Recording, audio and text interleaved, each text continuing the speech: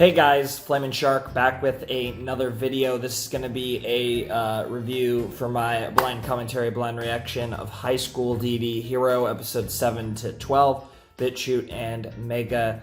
Links to the full reaction are down below in the description. And yeah, we're done. So for anyone who wasn't interested in the Tatas, we've concluded our journey, quite literally in some cases, almost into the Tatas.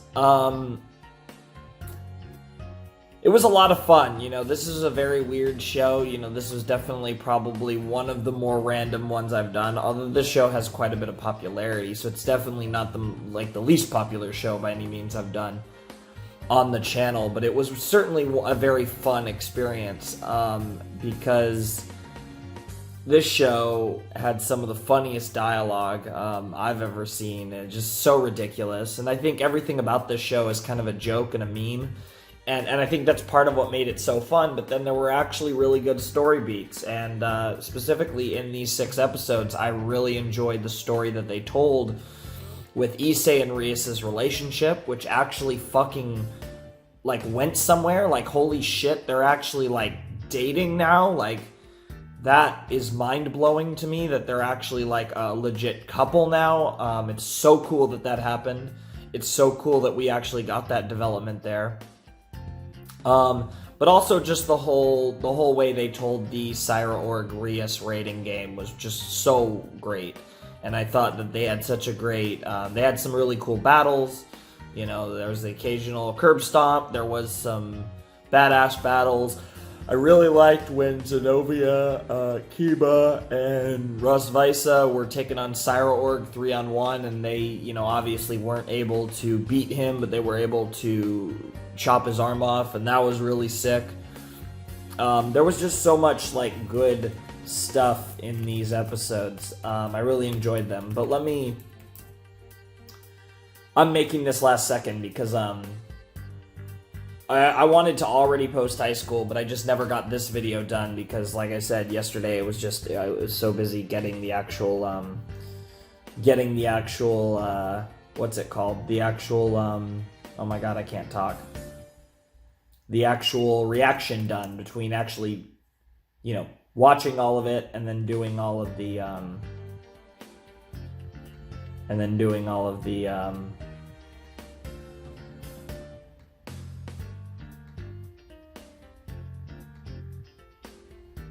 things. But yeah, it was a really fun episodes. I thought the whole Syra Org Rias rating game was really fun.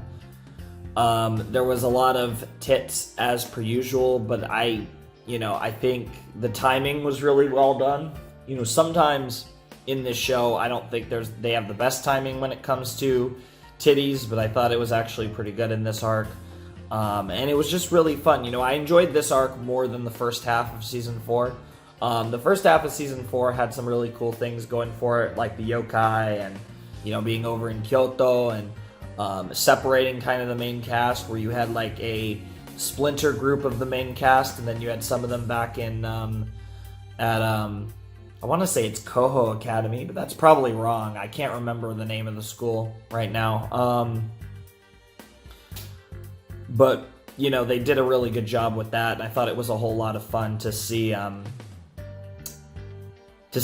separated in the first half of Season 4. But I enjoyed this a lot more, I think, because this was just really good from beginning to end. I liked the first couple episodes, which built it up, and you had the whole tension between Issei and Rias, with the whole thing of Issei continuing to call her president, or Prez, or whatever, and not Rias, and that was really cool, and how that played into how Rias felt about Issei and all that, and the fact that literally all of the fucking people, all of the people of the Occult Research Club were like, what the fuck is wrong with you? How the fuck are you that fucking stupid? She's obviously in love with you, you dipshit. And that was just a great moment, because he really just needed to realize that this is a moment where you got to just man up and realize her feelings. And, you know, because even if you don't share those feelings, that's one thing, but to be ignorant is just fucking dumb. And yeah, and that's what he was being. So it was really cool to see at least how he had that introspection. It was like, okay, and actually figured it out, because, you know, he might be dumb, but he's not completely stupid. So that's cool.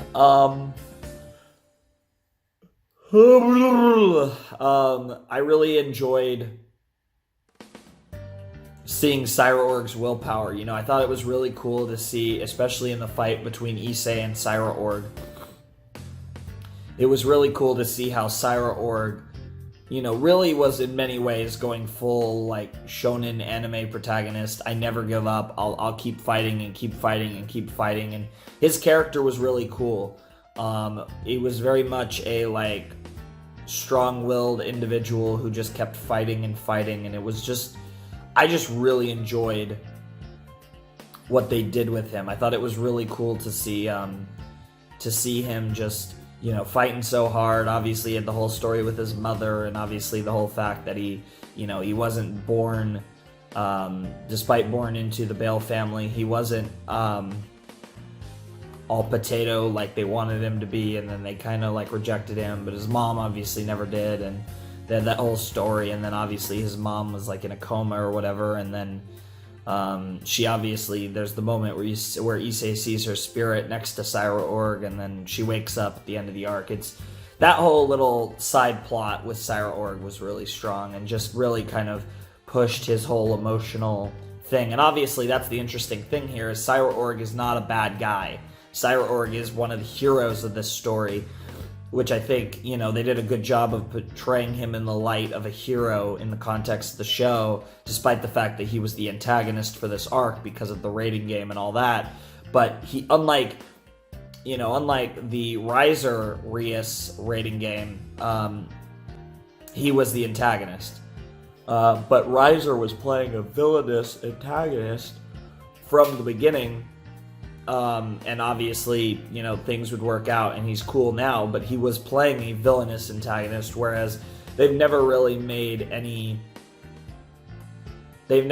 way made Cyra-Org out to be a villainous antagonist. He just happens to be an antagonist because he's going against the protagonists, you know, Reus and Issei and the gang. So, you know, I think that's really cool, and I think that's something that I think made this really cool, is that even though there was so much passion, and, you know, this was like brutal, and we were, you know, like, it was at times it was just about close to fighting to the death, it was still really cool how you know, Cyra-Org was never really portrayed as a villain, but rather just a determined individual who had a goal, who was willing to fight until the bitter end for that goal, much like Issei. And that's kind of what I think made the chemistry between Cyra-Org and Issei really cool. And that's part of what made their fight really good, was that they were two people who were very similar, even if one had a massive penchant to want to suck on some titties, feel up some titties, fuck some titties, look at some titties, think about titties, say tiggle bitties, etc. Yeah, it was really fun, but I really enjoyed Issei's part of that as well. I think Issei's a really interesting character in this show because he's very hard to judge. He's very funny, but overall, he's definitely a cool guy, and I've really enjoyed most of the characters in this show. It's been pretty great. But anyways, I think that's all I gotta say. I can't think of anything else, really. Azazel's amazing. They did do that tease at the end, the epilogue part, where they did that tease with that big dude who was messing around with Azazel, and we'll have to see what's up with that guy in season 5 eventually. But yeah, it's gonna be really fun because I have no idea how long it'll be before we get more high school, but I'm pretty confident we will eventually get more high school, and I'll be looking forward to that quite a bit. So it's gonna be a lot of fun to see what happens when we jump into season 5. And yeah, you know, I mean, that, you know, we didn't really resolve, you know, the whole Chaos Brigade, all that shit is still around, and You know, it's going to be it's going to be interesting to see where they go with everything that they set up this season or the previous season. They still have a lot of stuff that's just there, but the big whole Issei Ries relationship thing has now moved into the next stage where they're actually dating. So that's a big change for the series that I also can't wait to see in season 5. But anyways, I'm going to get some water and go through my normal routine before I get going. So anyways, Flamin' Shark signing out. I hope you guys have a wonderful, fantastical day, and I will see you next time with another video. Thanks for watching. Peace.